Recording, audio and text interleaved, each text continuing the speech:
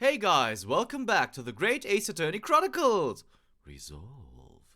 In the last episode, we had some very interesting discoveries in Shakespeare's room downstairs. We are upstairs now at Mr. Garrideb's room, and it was very weird what we discovered, but maybe you've seen it. If you haven't, just go back in the playlist. It's down below in the description if you've happened to stumble upon this video by chance, and have a look at it. So now we're here at Mr. Garrideb's room, and we are going to talk to him, of course. It's the 22nd February, Mr. and Mrs. Garrideb's room. Mr. Garrideb appears to be out.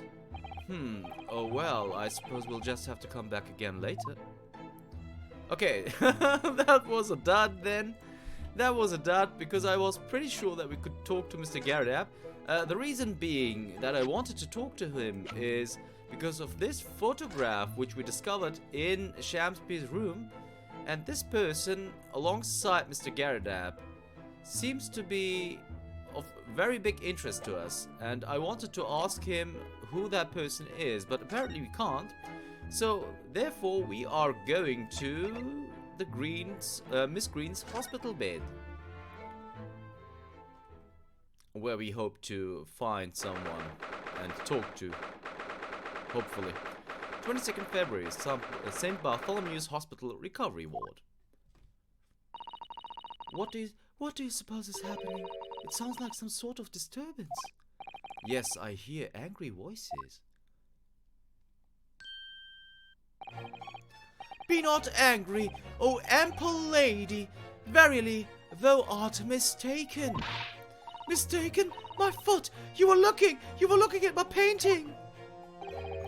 The eye of man hath not heard, the ear of man hath not seen. 'Twas foul indeed, the poison that moustached villain gaveth me. Forgive me, lady. I wish that you died from that poison. God a mercy, ample lady. But thou seest, I have a vigor still. Behold my Shakespeare dance. This looks rather ominous, doesn't it?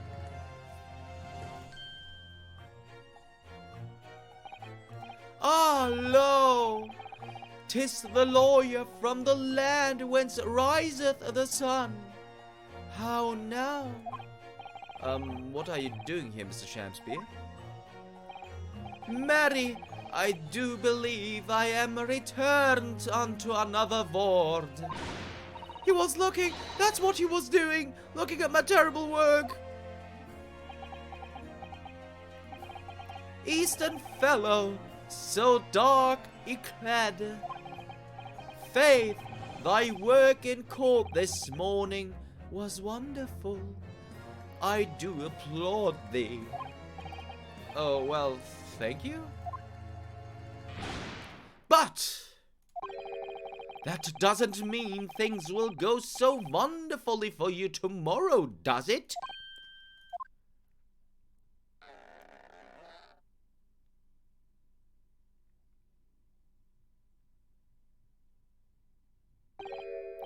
Anon. Excellent.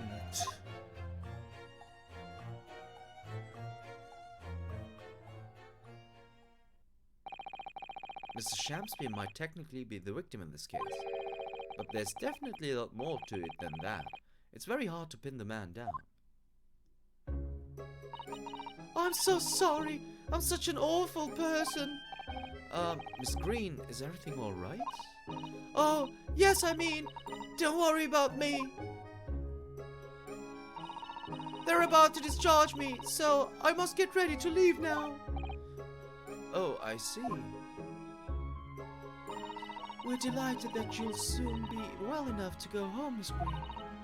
Oh dear, you're too kind. I don't deserve it.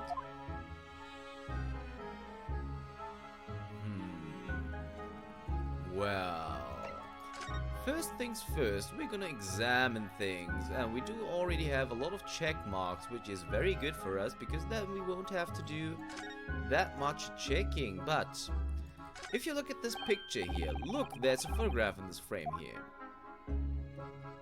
This is the person on that photograph I just showed you. Oh yes, it's a picture of a young gentleman. It looks to be about the same age as Miss Green, I would say. Perhaps the young woman special or someone. Do you think? My, Mr. Naruto. I didn't even know you had a sense for matters of heart. Not in the least. I sincerely said the first thing I thought of. Well, this is clearly that person. And we will talk to Miss Green for sure. So, are you feeling more like yourself today, Miss Green? I am, thank you. I mean, people do recover from ordeals like this, don't they? Even people like me. Well, yes, it really was an ordeal, wasn't it? As far as I was concerned, I was just walking along in the snow on one evening, minding my own business. And then, completely out of the blue, I was struck in the back by a knife and collapsed unconscious for days. Of course, when I finally woke up again yesterday, the whole business had been cleared up already. What a terrible week it's been for you.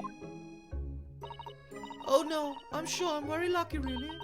I'll look back on this fondly. Really? Anyway, I must be getting my things together now, so I'm ready to be discharged. Oh yes, of course. Sorry to take up your time when you're obviously busy. Well, so we can't talk to her then? Or can we? No, we can't. That is weird. Okay, so we've seen some things here. And that means we are about to move along again. So where are we going then? We have been to Briar Road. There's nothing else to check out there. We could go to prison. And we're gonna do that. 22nd February. Local prison. Cell 9. Oh, Mr. Natsume is back. So he is. Mr. Natsume, hello.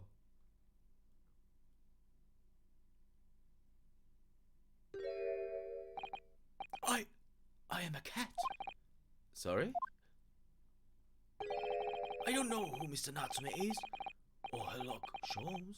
I don't know about courts or trials or Old Baileys. I am a cat.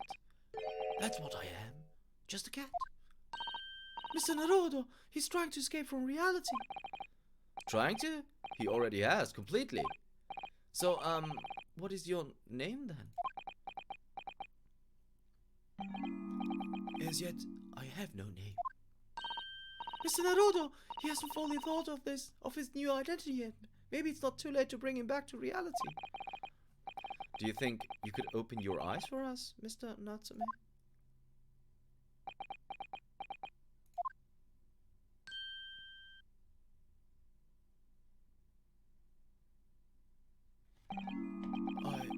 I am not a cat. It worked! He's back in the real world. What's going to become of me? No! Don't answer that! It's obvious! My accursed soul is never going to escape this accursed fate! Mr. Natsume, no! This morning's proceedings in court prove that there's hope! Yes! Local student Mr. Naruto Esquire was brilliant, but... The Reaper's omnipresent in court in my lodgings! Here, there, everywhere! What's he looking straight at me for? I think perhaps there are some things we should discuss? Oh, yes, we must. Well, we are going to converse for sure. Let's get started right away. This morning's trial. In my whole life, have I ever been so moved as I was today? No! Of course, if I cast my mind back, there were perhaps one or two other occasions that moved me more. But if I just block those out, then today being in that courtroom was the most moving experience of my life! Welcome to Mr. Naruto Esquire! You're too kind. Scotland Yard found the remaining tea just as we deduced, and are analyzing it as we speak. There's nothing wrong with that tea. They won't find a drop of poison in it. That's a solemn sworn Soseki certainty. Tell me, did you both drink the tea at the same time that night? Oh yes, most definitely. Remember? Drink tea while it's hot. We both poured it down our throats like it was a hot bath for our bellies. And at the time, you were both completely fine. As shown by the fact that he and Mr. Shamspeare then engaged in the Romeo and Juliet match. I suppose the focus of tomorrow's proceedings will be how the poison was taken by the victim then. Let's talk about Mr. Shamspeare then. That rotten Shamspeare! What have I ever done to him? You don't recall him taking issue with you over anything you've done recently? I've been holed up in my room, immersed in books. I don't recall anything. Anything at all! Right. But what I don't understand is why he didn't let me know sooner. Let you know what, Mr. Natsume? About the soap, of course. What else? Oh dear. Are you struggling with such a meager stipend? Of course I am, if I had money. I wouldn't have chosen to live an accursed existence in such an accursed lodgings. Oh yes, you said it's because the place is cursed that it's so cheap, didn't you? Exactly. Especially the room that I rent.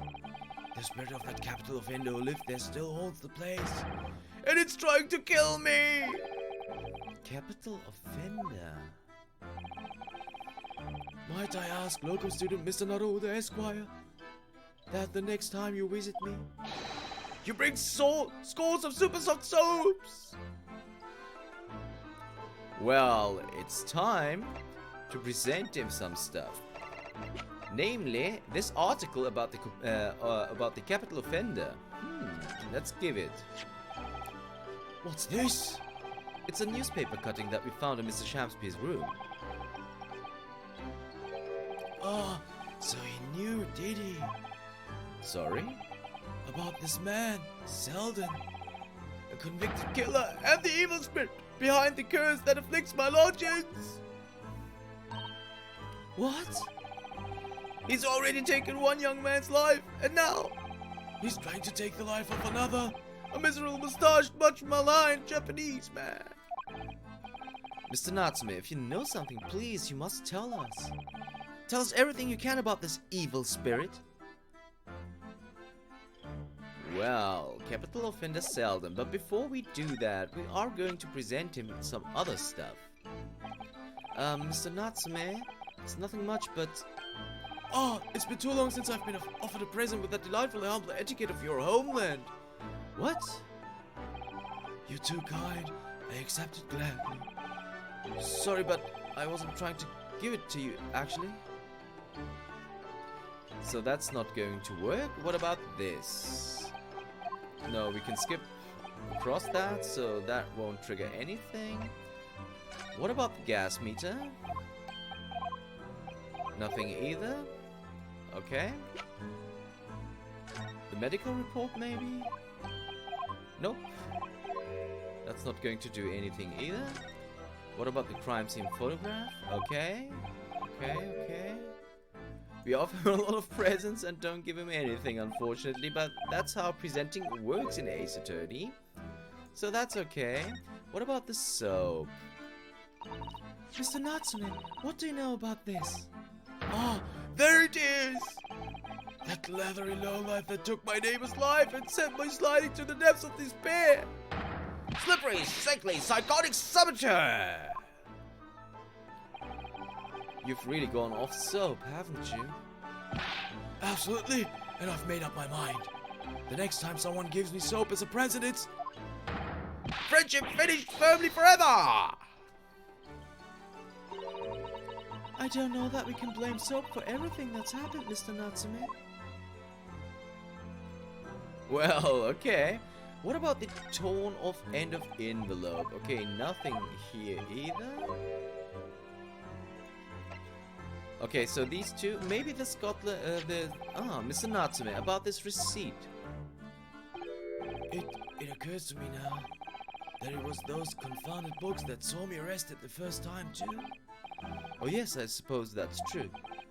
After I spent my precious pennies on them, that's the thanks I get. Now I don't know when I'll read them. No, not when. If I may very well hate them too much to even open their covers. I don't know what we can blame. That we can blame the books for everything that's happened, Mr. Natsume. Okay. We already showed him the armband, I think. So let's talk about the capital of Indus Selden. The truth is, I didn't know the details myself until very recently. That Selden man was arrested about a year ago now. And at the time, he was hiding out in lodgings at Mr. Garrideb's house. What? He lived where you do now? That's right, yes. Exactly where I live now. In my very room. Oh my! Your room was previously occupied by a criminal found guilty of a capital offense? But before his sentence could be carried out, he died in prison. That was 3 months ago now. And that's when it started. The curse! What really is the curse you keep mentioning, Mr. Natsume? It's already caused one death. A few months after the criminal passed away in prison. A man died in the room. The man who rented it after Selden, in fact. The poor lodger, he was Found dead in mysterious circumstances. The room was locked from the inside. Locked from the inside? Exactly like the case we're dealing with now. So that's the convict's curse, is it? Yes, well, that was the start of it.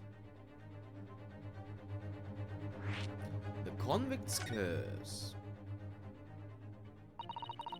Do you have any idea how the lodger before you passed away, Mr. Natsume?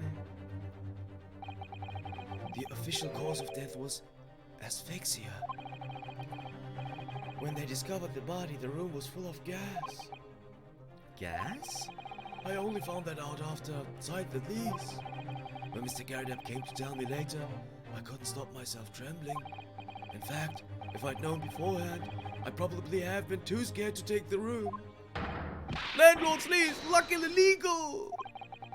Lucky for Mr. Garrideb maybe, but not so lucky for poor Mr. Natsume. And now you believe this curse is affecting you? It is. At first, I just felt as though I was being watched all the time. And then you talked about having nightmares, didn't you? The dead are trying to take me with them. They could come from me and try to suffocate me. Just when I'm struggling to breathe, I wake up. And the room is as cold as ice. But why is your room so cold? London winters are too cold to bear without any heating on overnight. But for some reason, even though I light the stove before I climb into bed at night, the pilot light always goes out and the room fills with gas. But that's terrible. That's exactly the same situation as what led to the previous occupant's death. And then there's what happened to Mr. Shakespeare last night, when he was mysteriously poisoned. There's clearly more to that incident than can be explained by a curse, though. Whatever can be the cause of all these strange happenings in Mr. Garrideb's rooms? Well, that is really strange. Really, really strange. I don't think there's going to be more if we do this. I mean, we already showed him, so... Maybe something with the gas meter? Might be? Nope. Okay, so that means that we are going to go to... I want to go to Mr. Garrideb's room once again. And now he's here, 22nd February. Mr. and Mrs. Garrideb's room. There he is. Ah, you're here now, Mr. Garrideb. Right, Baldy business it is for me, you know. Getting out and about. Were you at the Old Bailey by any chance? Naturally, fate of my lodging hanging on in the balance and all that. No trial to miss. The fate of what's already been dubbed your haunted lodgings. Yes. Of course, the place has caused quite a stir around the capital on more than one occasion already. As the old haunted lodgings, or some such. Ah, well, at least he knows. Makes you wonder what the blaze is going on, don't you know? Yes, I'm sure it does. Herlock is here. In fact, thinking back to Mr. Natsume's other trial just 2 days ago. You were at the Old Bailey then as well, weren't you? Testifying with your wife about what happened. Stopped off at the prison on the way home. In fact, beastly business. I see.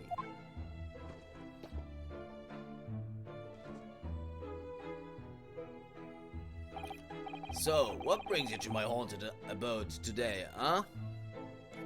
That is a very good question, Mr. Garrideb. Let me just have a look. If all check marks are still in place, they seem to be. Yes, they are. So that means that we are going to converse straight away. Your lodgings. Some fishy fellow from the Far East and a failed actor chap of questionable character, huh? Yes, the house does seem to have become something of a magnet for rum fellows of late. Thanks to that bally curse. The convict's curse, you mean? Heard the stories, have you? Rotten scoundrel was arrested here, then the next chap in the room goes and kills over. Then there was that woman who dropped dead just outside on the street, not to mention the actor yesterday. Am I next, huh? Well, can't help but get the collywobbles, can you? When you say the woman who dropped dead outside on the street, do you mean Miss Green? Because Miss Green, who was stabbed by the knife, and Mr. Shamsby, who was poisoned last night, are both very much alive still. Yes, well, so is that blasted convict's cursed, it seems.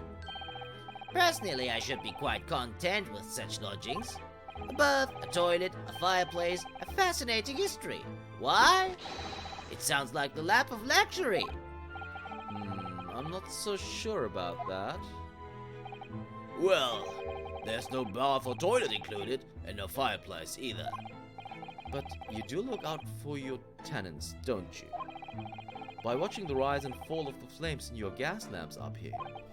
Yes, never hurts to keep an eye on things, in case there are any mishaps or such like. I think you've had your mishap already, sir. That's not helpful, Mr. Sholmes. Heaven forgive me. The words just came to my lips. Let's talk about his lodges. Some fishy fellow from the Far East and a failed actor chap of questionable character, huh? There's no need for that, Mr. Garrideb. That's right. Mr. Natsume is in no way fishy. He is undeniably peculiar, however. Is it right? Is it right that he took the vacancy immediately after the previous tenant passed away? Yes, that's right. I asked the estate agent to find someone and he popped up at the very same day. Never come across a chap so keen for a place with a background, as it were. I don't think it was the room's background he was keen on so much as the cheap rent, actually. So, how long has Mr. Shamsby been lodging under your roof? That failed actor chap? Let me see. Oh, of course. Yes, it's been 3 months now. Quite sure of it. Only 3 months? He's quite new here too, then. And to what do you owe your certainty in that regard, Mr. Garrideb, if I might ask? Well, it was that Selden scoundrel as it happens. Selden? The convict, you mean? Do Selden and Shamsby have some kind of connection, then? Shamsby's tenancy. That convict chap, Selden, Passed away in the clink 3 months ago now, you see. Some melody or other. Yes, we've seen the report from the newspaper at the time. Well, it was only 3 days later that the tragedian showed his face. The actor fellow. Really? Yes, I remember it quite distinctly. 'Tis small this world we inhabit. Prithee, landlord, hear my request. I, the humble Shakespeare, do desire to take thy room on the middle floor of it erewhile for rent. Terribly sorry and whatnot, but that won't be possible. Already have a lodger on the middle floor. Ground floor's room's vacant though. Nothing can be made out of nothing. Let me repeat mine will unto thee. Those girls must be muffling your ears. The room on the middle floor's taken. It's ground floor nothing. Very well. We have an accord. Glad to hear it. Welcome to Briar Road. Lo! A Shakespeare dance to celebrate. That guy's so weird. He's so incredibly weird. From what I heard in court today, sounds like the chap was thieving gas. And he was 3 months in the arrears with the rent. In arrears. Okay, I don't know that word, I'm sorry. In arrears with the rent too. Yes, the fellow was a bally player, alright. Thank you for your candor, Mr. Garrideb. We are most grateful. But by way of appreciation, allow me to say 1 or 2 words. Give me my robe, put on my crown. I have immortal longings in me. What's happened to you? Shakespeare, my dear fellow, one of his most famous lines. I wish to divulge my own learning of the subject, for I have a turn for literature too, you know. Perhaps you could turn your attention to more apt lines then. Well, it's time that we present him some stuff. Let's start with the second-hand book receipt. Mr. Garrideb, could I show you this? No? Okay, we can... What we didn't show him? Maybe? That is weird, because we could just skip all the dialogue. Okay, so that doesn't do anything either. What about the tone of end of envelope? That is really peculiar. Nah, we can skip that too. So maybe you want to talk about the bar of soap? Nope. Doesn't interest him in any. What about the pair of teacups? Nope. We can skip that too. What about the crime scene photograph? That might be of interest. Mr. Garrideb, about this photographic print. Oh yes, the scene. I thought the bally fellow was as dead as a doornail. Jolly welcome news that he's alive. For him and for the room. For the room? What do you mean? Well, it matters, you know. When I come to let the room next time, people will ask. And there's a world of difference between a room where someone died and a room where someone nearly died. They sound awfully similar to me. Okay, that was all. Unfortunately, we can skip that for sure. Yes, we can. So we're getting close. Oh, an ultimate gas meter, yes. Decent fireplace in here, of course, so no need for a gas stove. But there's nothing better than a gas lamp for eating in the bed, huh? Actually, Mr. Nutsman mentioned that the gas supply to his room kept failing. Oh yes, that I had the gas company look into it. But they couldn't find a thing wrong. The chap must have been imagining things. I don't think he was imagining it. The poor man woke up unable to breathe. I think it was put down to ghosts at work or some such in the end. Place must be haunted. That's weird. What about the handprints on the wall? No, you can't say anything about that. Okay. So what about the capital offender article, Mr. Garrideb? Nope. He's not going to talk about that, but I am pretty sure that this is very important. The hidden photograph, you can see it here already. that he is on this picture, so he can't deny it. Mr. Garrideb, could I ask you to look at this photograph? Is that your son who's with you there? No, not at all. He was a lodger here once. Duncan Ross was his name. Duncan Ross. A street photographer. Photographer happened to be passing, so I asked him to take a shot. Just for kicks, really. Was he by any chance the lodger before Mr. Natsume? Yes, that's right. Ah, the young gentleman who died in the room in mysterious circumstances. Just what Mr. Mustache was waiting for, one might say. Yes, young Duncan lived in the room at the top of the first flight of stairs before that Japanese chap. Would you mind telling us a little more about him? The lodger's death. Yes, Duncan Ross. Young chap was attending art school, had to work to pay for it, mind. Moved into the middle floor room about a year ago after that criminal seldom was arrested. Young students are always on the hunt for rooms with a history behind them. A history of cheap rent, maybe, yes. Yes, well, anyway, it was one morning about a month ago now. Hadn't quite worked out the old trick of watching the gas lamp to see what my lodgers are up to at the time. So sadly, I was rather tardy to discover what had happened. Smell of gas that alerted me it was. Ah, yes, synonymous with the smell of death. Called the police straight away, of course, and the officer kicked the door off its hinges. But once we got inside, we all bodily collapsed. Because of the gas? Yes, room was full of it. No air at all. Staff must have gone out while the poor chap was sleeping in his bed. So Mr. Ross suffocated to death. Of course, the police gave me a sound ticking off because of the gas pipes were so old and all that. Can't tell you how much it set me back to have the lot replaced all over the house. But even after you had all the work done, Mr. Natsume says the same thing. That the stove goes out at night whilst he's asleep in bed. Well, that's the bowling curse, the convict's curse. I've done my duties a lot now. Someone's feeling defensive?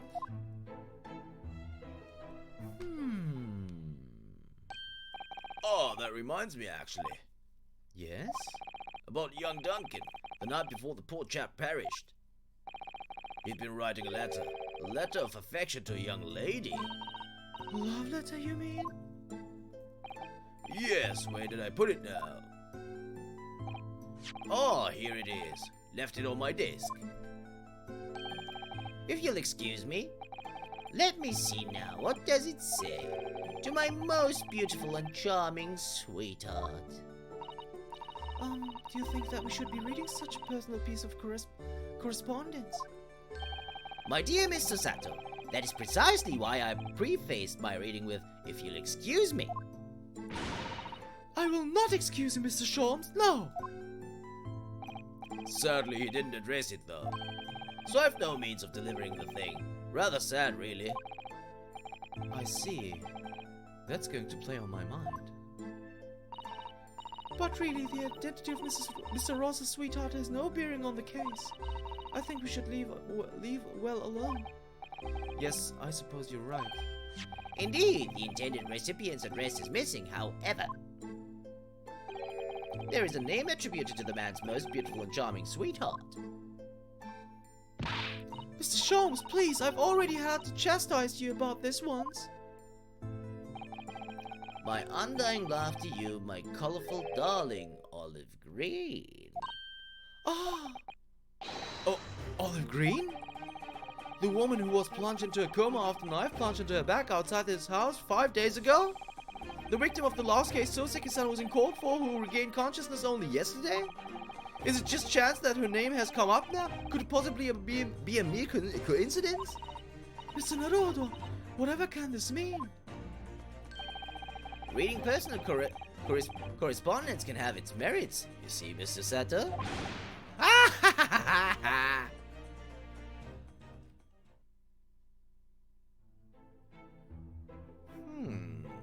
Well, that means...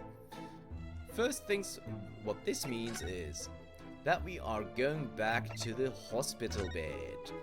But guys, I'm sorry to tell you this, we have reached the half-hour mark.